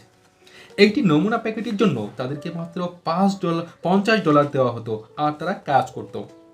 সামান্য বিক্রি করে তারা লাভ করত, সেই লাভ বিনিয়োগ করে তারা ধীরে ধীরে আর্থিকভাবে স্বাবলম্বী হয়ে উঠল। স্বপ্রতিষ্ঠিত মিলিয়নিয়ারদের সাথে ডক্টর থমাস স্ট্যানলের ইন্টারভিউ থেকে তাদের একটি সাধারণ বিভাজকের ব্যাপারে জানা গেছে। সবচেয়ে গুরুত্বপূর্ণ পয়েন্ট হলো কঠোর পরিশ্রম করার অভ্যাস। স্বপ্রতিষ্ঠিত মিলিয়নিয়াররা সাধারণ মানুষের চেয়ে অনেক বেশি পরিশ্রম করে। তারা তাড়াতাড়ি শুরু করে, পরিশ্রম করে আর অনেক দেরি পর্যন্ত কাজ করে। তারা প্রতি সপ্তাহে গড়ে 59 ঘন্টা কাজ করে। অনেকে শুরুর দিকে এর চেয়ে বেশি কাজ করে। কর্মক্ষেত্রে সময় নষ্ট। সাধারণ কর্মচারীরা সপ্তাহে 40 ঘন্টা অফিসে থাকে, তন্মধ্যে কেবল 32 ঘন্টা তারা কাজ করে। প্রায় 50% সময় তারা কলিগদের সাথে গল্পগুজব, ব্যক্তিগত ফোনালাপ বা অন্য কোনো কাজে নষ্ট করে। সাধারণ কর্মচারীরা একটু দেরিতে কাজ শুরু করে, লম্বা সময় নেয় কফি ও লাঞ্চ খেতে আর তাড়াতাড়ি চলে যায়। এমনকি ম্যানেজাররাও রিপোর্ট করে যে তারা প্রায় 50% সময় এমন সব কাজে নষ্ট করেন যার সাথে চাকরির কোনো সম্পর্ক নেই। আজকাল মাত্র 5% মানুষ শুরু থেকে শেষ পর্যন্ত ঠিকমতো কাজ করে। এরাই তাদের ক্যারিয়ারের দ্রুত চাকার মতো সামনে এগিয়ে যায়, বেশি বেতন পায় এবং দ্রুত প্রমোশন পায়। যে কোনো ব্যবসায়ী তারাই অগ্রগণ্য থাকে এবং সবাই জানে তারা কারা। নিম্নমানের কাজ। কর্মচারীদের কাজের সমীক্ষায় যা দেখা গেছে তার সবচেয়ে দুঃখজনক অংশ হলো তারা শুধু সময় নষ্টই করে না, তারা যখন অফিসের কাজও করে তখন বেশ নিম্নমানের অল্প পরিমাণ কাজ করে। ফলে কোম্পানির ক্ষেত্রে তাদের অবদান খুব কম, স্বল্প উৎপাদন, কম বেতন ও অল্প সুযোগের কারণ হয়ে দাঁড়ায়। প্রতি বছরই শত শত হাজার হাজার মানুষ ছোট বড় কোম্পানি থেকে ছাঁটাই হয়। কেন এমন হয়? জবাব খুব সহজ। কোম্পানি টের পায় যে যারা খুব নিম্নমানের কাজ করছে তাদেরকে অনেক বেশি টাকা বেতন দেওয়া হচ্ছে। এই অবস্থায় কোনো কোম্পানি দীর্ঘদিন চলতে পারে না, তাই তারা টিকে থাকার জন্য সংকল্পবদ্ধ হয়। এজন্যই অকর্মণ্য স্টাফগুলো বিদায় নেয়। আপনি করতে পারেন। আপনি যদি অর্থনৈতিক সাফল্য লাভ করতে আগ্রহী হন বা স্বপ্রতিষ্ঠিত মিলিয়নিয়ার হতে চান, তবে দুটো বিষয় মানতে হবে। প্রথমত, এটি অবশ্যই সম্ভব। কপর্দকশূন্য অবস্থায় শুরু করে হাজার হাজার মানুষ অর্থনৈতিকভাবে সাফল্য লাভ করেছে। অন্যরা যা করেছে আপনিও তাই করতে পারেন। যেহেতু অন্যরা নির্দিষ্ট একটি লক্ষ্যে পৌঁছতে পেরেছে, তার মানে হলো এটি আপনার পক্ষেও সম্ভব। প্রশ্ন হলো আপনি কত ব্যাকুলভাবে তা চান। দ্বিতীয়ত, আপনি যে ক্ষেত্রে সফলতা চান, আগে দেখুন যে একই ক্ষেত্রে সফল মানুষগুলো কি কি করেছিল। আপনি সেসব বারবার করতে থাকুন যতক্ষণ পর্যন্ত না ফল লাভ করেন। লেগে থাকলে নিশ্চিত যে আপনি সফল হবেন, হয়তোবা লক্ষ্য অতিক্রম করে এগিয়েও যাবেন। 40+ ফর্মুলা। আজ থেকে কাজের সাথে 40+ ফর্মুলা প্রয়োগ করুন। এই সূত্র মতে আমেরিকায় টিকে থাকতে হলে আপনাকে সপ্তাহে 40 ঘন্টা কাজ করতে হয়। আপনি যদি কেবল 40 ঘন্টাই কাজ করেন তবে কেবল টিকে থাকবেন। আপনি অর্থনৈতিকভাবে কেবল পানিতে ভেসে থাকবেন। আপনার প্রয়োজনীয় বিল দেওয়া আর হয়তোবা সামান্য বাড়তি কিছু আপনি করতে পারবেন, কিন্তু কখনো এগিয়ে যেতে পারবেন না বা সফল হতে পারবেন না। 40+ ফর্মুলা অনুযায়ী আপনার কাজের প্রতিটি ঘন্টা আপনার ভবিষ্যতের জন্য বিনিয়োগ। আপনার কাজের সময়ের উপর নির্ভর করে বলে দেওয়া যাবে যে আগামী 5 বছর পরে আপনি কত দূর যাবেন। 40 ঘন্টার প্রত্যেকটি ঘন্টা আপনার দীর্ঘমেয়াদী সফলতার ক্ষেত্রে অবদান রাখবে। নিজের চারপাশের সীমানা তৈরি করুন। আপনি যদি সপ্তাহে 45 থেকে 50 ঘন্টা কাজ করেন তবে সহকর্মীদের সাথে আপনার একটি সীমানা টেনে দিন। 55 থেকে 60 ঘন্টা যদি কাজ করেন তবে আপনার সফলতা নিশ্চিত। অনেক স্বপ্রতিষ্ঠিত মিলিয়নিয়ার সপ্তাহে 70 থেকে 80 ঘন্টা কাজ করে। স্থায়ী সফলতায় মূলত কোনো শর্টকাট নেই। 25 বছরেরও বেশি সময় ধরে আমি আমেরিকায় সফল মানুষদের ব্যাপারে পড়াশোনা করেছি। আমি এমন কোনো সফল মানুষ পাইনি যিনি 40 ঘন্টা বা সপ্তাহে 5 দিন কাজ করেছেন। লেবার ইউনিয়নের দ্বারা সৃষ্ট সপ্তাহে 5 দিন কাজের আইডিয়া অর্থনৈতিক মন্দাভাবের বেশ বড় কারণ হয়ে দাঁড়িয়েছে। জীবনের শুরুতে সফল মানুষেরা সাধারণ মানুষের চেয়ে অনেক বেশি পরিশ্রম করেছেন। তারা দৈনিক 10 থেকে 12 ঘন্টা ও সপ্তাহে 6 দিন কাজ করেছেন। এই হারে তারা অনেক মাস ও বছর কাজ করেছেন। তারা প্রায় 22 বছর সময় শ্রম দিয়েছেন ন্যূনতম $1 মিলিয়ন আয় করার জন্য। এটি সহজ ও দ্রুততর নয়, কিন্তু আপনি চাইলেই এটি সম্ভব হতে পারে। কাজের সময়টুকু কাজ করবেন। সফলতার একটি চাবিকাঠি হলো সময়ের সদ্ব্যবহার করা, ফলাফলের প্রতি নজর রাখা আর সামাজিক অলস কাজে সময় নষ্ট না করা। যতক্ষণ কাজ করবেন পুরোপুরি কাজই করবেন। অনেক মানুষের জন্য এটি একটি চমৎকার ধারণা। অনেক সময় কর্মীরা কাজের ব্যাপারে ভাবে যে তারা একটি স্কুলে এসেছে। তারা যখন বড় হতে থাকে ভাবে যে স্কুল একটি মেলামেশার জায়গা। একইভাবে অফিসে এসেও তারা কলিগদের সাথে মিলেমিশে সময় কাটায়। অনেক মানুষ প্রথম চাকরিতে ঢুকে মনে করে যে এটি সময় কাটানোর একটি স্থান। এজন্যই দিনের অর্ধেকটা সময় এরা এমনি নষ্ট করে, টেলিফোনে বন্ধু বা পরিবারের সদস্যদের সাথে আড্ডা মারে। কাজকে বিরাট এক বালির বক্স ভেবে তারা কেবল খেলতে থাকে, স্কুলে যেমন করতো। তারা সামান্য কাজ করে, যখন বস তাদের দেখে বা তারা চেক পায় এরপর বাড়ি চলে যায়। কিন্তু আপনি এমন করবেন না। যদি আপনি বড় ধরনের সফলতা চান ও অনেক বেশি আয় করতে চান, তবে কাজের সময়টুকু মন দিয়ে কাজ করবেন। যখন অফিসে যাবেন মাথা নামিয়ে আন্তরিকতার সাথে কাজ করবেন। সহকর্মীদের সাথে মেলামেশা। অনেক লোকেরা মনে করে যে সহকর্মীদের সাথে প্রচুর সময় কাটানো উচিত। তারা বলে কাজ হলো মজা করা এবং এটিকে তারা সত্যে পরিণত করে। নিশ্চয়ই সহকর্মীদের প্রতি ইতিবাচক ও সহমত হবেন আপনি, কিন্তু সামান্য কয়েক মিনিটের সৌজন্যতাই তা সারা যায়। দীর্ঘ সময় ধরে খেলাধুলা, টিভি শো বা পারিবারিক গল্প ফাঁদার দরকার নেই। আপনার উচিত কাজের সময়টুকুতে ঠিকমতো কাজ সারা। কাজের সময় ড্রাই ক্লিনিং বা লন্ড্রি আনার দরকার নেই। বন্ধুদের বা পরিবারের সদস্যদের সাথে ফোন লাভ করবেন না। কফি বা লাঞ্চ খাওয়ার জন্য লম্বা সময় নেওয়ার দরকার নেই। প্রতিজ্ঞা করুন যে সময়ের মধ্যে নিজের সবটুকু দিয়ে আপনি সেরা কাজটাই করবেন। কাজে ফিরে যান। আপনার লক্ষ্য হলো সবচেয়ে পরিশ্রমী কর্মী হিসেবে প্রতিষ্ঠানে পরিচিত পাওয়া। কেউ যদি আপনার সাথে বিদেশ খেলতে চায়, তাকে ব্যাখ্যা করে বলুন যে অফিস আওয়ারের পর আপনি খুশি মনে খেলবেন, তবে এখন আপনাকে কাজে বসতে হবে। নিজেকে বারবার বলতে থাকুন, কাজে যাও, কাজে যাও, কাজে যাও। যেসব মানুষ তাদের নিজেদের প্রতিষ্ঠান বা অন্য কোনো প্রতিষ্ঠানে আর্থিক সফলতা পেয়েছে, তারা পরিশ্রমী হিসেবে প্রথমেই সুনাম অর্জন করেছে। ব্যবসায় একটি কথাও চালু রয়েছে, সবাই সবকিছু জানে। এখানে গোপনীয়তা বলে কিছু নেই। সবাই জানে কারা কাজ করে আর কারা করে না। পরিশ্রমী হওয়ার চেয়ে বড় আর কোনো গুণ নেই যা আপনাকে অতি দ্রুত অন্যের কাছে আকর্ষণীয় করে তুলতে পারে। আগে ভাগে শুরু করুন। থিঙ্ক অ্যান্ড গ্রো রিচের লেখক নেপোলিয়ন হিল একদিন এক তরুণের সমসাময়িক সকলকে ডিঙ্গিয়ে একেবারে উপরের সারিতে পৌঁছে গিয়েছিল। তার কৌশল ছিল সহজ। সে লক্ষ্য করেছে যে তার বস অন্যান্য কর্মচারীদের তুলনায় কিছুটা আগে আসে, কাজ শেষ করে এবং অন্যদের চেয়ে কিছুটা দেরিতে যায়। এই তরুণটি বসের 15 মিনিট আগে আসতো আর বস চলে যাওয়ার 15 মিনিট পরে যেত। সে পরদিনও তার সংকল্পে অটল থাকতো। সফল মানুষদের বৈশিষ্ট্য এরকম, তাদের কোনো ধারণাকে তারা ফেলে রাখে না, দ্রুত কাজে রূপান্তর করে। সেই তরুণটি বস আসার 15 মিনিট আগে এসে কাজ শুরু করত ও সারাদিন কাজে ব্যস্ত থাকতো।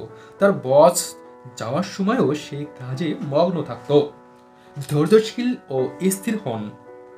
বস প্রথম কয়েক সপ্তাহ কিছুই বলল না। অবশেষে এক সন্ধ্যায় কাজ শেষে বস তার টেবিলে এলো আর জানতে চাইলো সকলে চলে যাওয়ার পরও সে কেন প্রতিদিন অফিসে থাকে।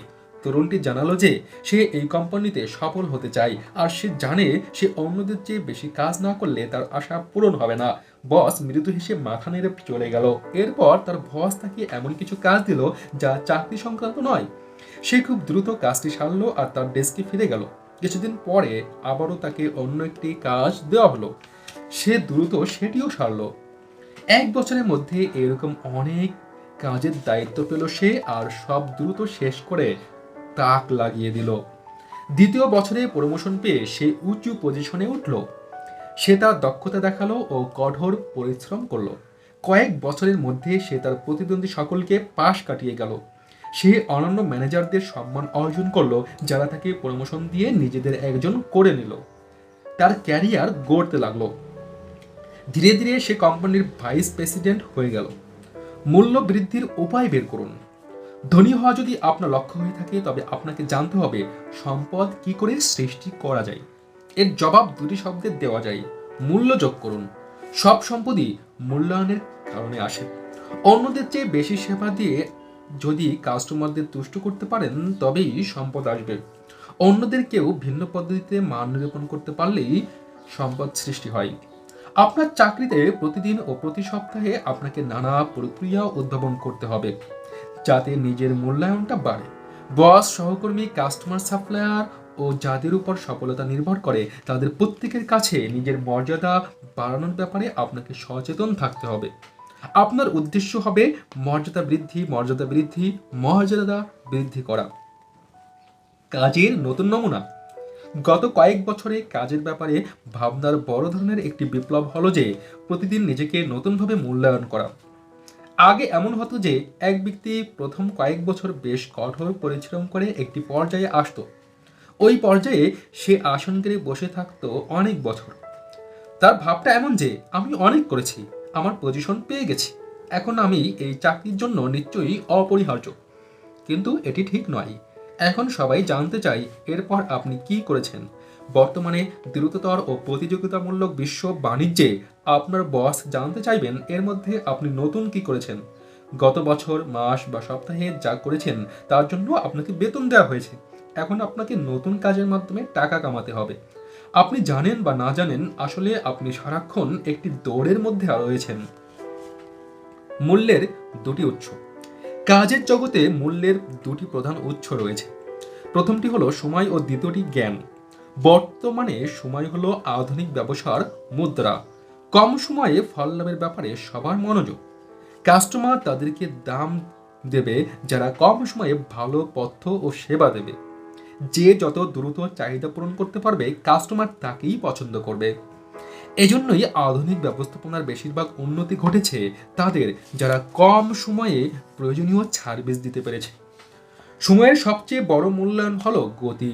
সবচেয়ে জরুরি যে গুণটি সময়ের সাথে আপনাকে অর্জন করতে হবে তা হলো প্রয়োজনীয়তাবোধ। সুযোগ আসার সাথে লুফে নেওয়ার অভ্যাস করতে হবে। কাজের প্রতি ঝোঁক থাকতে হবে। সাফল্যের জন্য গতি অপরিহার্য। সফল মানুষেরা শুধু কঠোর শ্রমই দেয় না, তারা দ্রুত কাজও করে। এখনই করুন। দীর্ঘসূত্রিতা কেবল সময়ের চোর নয়, জীবনেরও চোর। যখন কোনো কিছু করার প্রয়োজন হয়, প্রতিযোগিতায় টিকতে হলে প্রতিষ্ঠানের ভিতরে ও বাইরে অতি দ্রুত তা করার অভ্যাস করতে হবে। গতি ও নির্ভরতার একটি ইমেজ তৈরি করতে হবে আপনাকে। গবেষণায় দেখা গেছে, যারা গতিশীল ও নির্ভরযোগ্য তারাই প্রতিষ্ঠানের জন্য মূল্যবান। ক্যারিয়ারের প্রথম ধাপই তাদের প্রমোশন হয়। দ্রুত কাজের অভ্যাসের সবচেয়ে চমকপ্রদ সুবিধা হলো যত দ্রুততা ততই প্রাপ্তি। কারণ আপনি যত তাড়াতাড়ি কাজ করবেন, তত বেশি অভিজ্ঞতা আপনার হবে। আপনি বেশি শিখবেন ও প্রতিযোগিতামূলক হয়ে উঠবেন। আপনি যত দ্রুত কাজ করবেন, তত বেশি শক্তি ও উৎসাহ পাবেন। দ্রুততার মানুষদের মেজাজ ও ব্যক্তিত্ব তাদের চেয়ে সম্পূর্ণ ভিন্ন হয়, যারা ধীরগতি সম্পন্ন ও ফাঁকিবাজ। ঠিক সময়ে কাজ করুন। যখনই সম্ভব ঠিক সময়ে কাজ করুন। এখনই করুন। একটি কাজ পেয়ে তা দেখে শুনে রেখে গিয়ে ফিরে এসে আবার দেখতে দেখতে কত সময় যে নষ্ট হয়ে যায় তার কোনো হিসাব নেই। সাধারণ নিয়ম অনুযায়ী ছোট কাজ পাওয়ার সাথে সাথে শেষ করা উচিত। ঠিক এই নিয়মে কাজ করলে একদিন প্রচুর কাজ সম্পূর্ণ করা যায়। এই অভ্যাস আপনাকে সেই খ্যাতি এনে দেবে যার উপর যে কোনো কাজ দ্রুত সম্পাদনের ব্যাপারে কোম্পানি নির্ভর করতে পারে। ভালো অভ্যাস সফলতা আনে। সারাদিনের 95% কাজ করেন আপনি অভ্যাসের কারণে। সফল মানুষের উন্নয়নের অভ্যাসকে চর্চা করে। সফল মানুষ উন্নয়নের অভ্যাসকে চর্চা করে। সফল মানুষেরা ভালো অভ্যাস তৈরি করে আর সে অভ্যাস তাদের আচরণে প্রভাব ফেলে। ব্যর্থ মানুষেরা বদ অভ্যাসের জন্ম দেয় আর পরবর্তীতে পরাজয় ও হতাশার গ্লানিতে ভোগে। আমার বন্ধু অ্যাড ফোরম্যান বলেন, ভালো অভ্যাস গড়তে কষ্ট, কিন্তু তাতে জীবনটা সহজ হয়ে যায়। অন্যদিকে খারাপ অভ্যাস গড়তে সোজা, কিন্তু জীবন তার সাথে কঠিন হয়ে যায়। উত্তেজনার প্রতি নিয়ন্ত্রিত প্রতিক্রিয়াকে অভ্যাসের সংজ্ঞা হিসেবে ধরা হয়। যে কোনো পরিস্থিতিতে এটি এক ধরনের স্বতঃপরিবর্তিত প্রতিক্রিয়া। একটি নির্দিষ্ট ধরনের ভাবনা ও প্রতিক্রিয়া চর্চার মাধ্যমে আপনি অভ্যাসের উন্নয়ন ঘটাতে পারেন। যখন তা আপনার অভ্যাসে পরিণত হবে, ঠিক সেভাবে কাজ করাটা আপনার জন্য সহজ হয়ে উঠবে। আপনার অভ্যাস কী ধরনের? সফল মানুষ তারাই যারা সফলতার অভ্যাসের অধিকারী। তারা নির্দিষ্ট কাজকে নির্দিষ্টভাবে করার অভ্যাস বারবার প্র্যাকটিস করেছে, অ্যাথলেটদের মতো, যতক্ষণ পর্যন্ত না তারা সেই কাজটা রপ্ত করে ফেলেছে। আপনি নিশ্চয়ই পুরনো প্রবাদ শুনেছেন, চিন্তার বীজ বুনলে কর্ম পাওয়া যায়, কর্মের বীজ বুনলে পাওয়া যায় অভ্যাস, অভ্যাসের বীজে চরিত্র তৈরি হয়, চরিত্র গড়ে তোলে ভাগ্য। Thanks for watching. Like and comment. Subscribe my YouTube channel for more videos.